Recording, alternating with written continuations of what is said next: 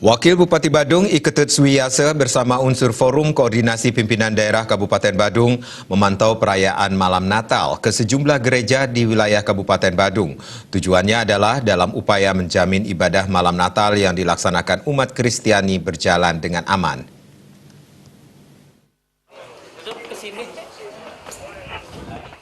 Gereja-gereja yang dipantau berlokasi di Kecamatan Bengwi, Kecamatan Kuta Utara, Kecamatan Kuta, dan Kecamatan Kuta Selatan. Wabub Suwiyasa mengatakan menyambut Hari Raya Natal, pemantauan dilakukan untuk mengecek dan mengontrol agar umat Kristiani bisa beribadah dengan tenang dan ibadah berjalan lancar. Pemkab Badung berupaya untuk selalu membangun kebersamaan antar umat beragama.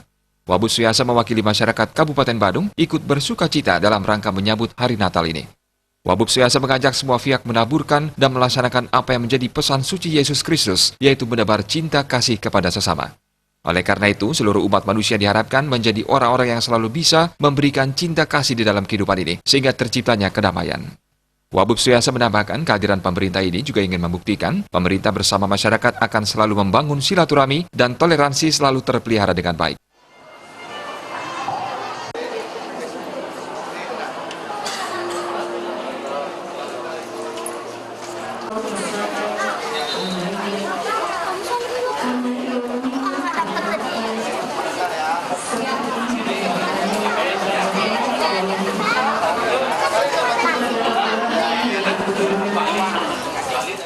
Kami bersama-sama atas nama pemerintah, atas nama DPRD Badung dan juga seluruh masyarakat Badung ya, mengucapkan selamat Hari Natal buat saudara-saudara kita umat Kristiani ya, semoga dalam pelaksanaan Hari Natal di tahun 2019 ini kita semua bisa meningkatkan peningkatan kualitas keimanan kita dan kualitas keimanan kita itu semakin meningkat juga rasa bakti kita, keyakinan, ketakwaan kita kepada Tuhan Yang Maha Esa, dan itu juga sebagai dasar atau fundament kita untuk bisa lebih meningkatkan dedikasi kita, pengabdian kita, dan loyalitas kita kepada masyarakat dan negara kesatuan Republik Indonesia ini.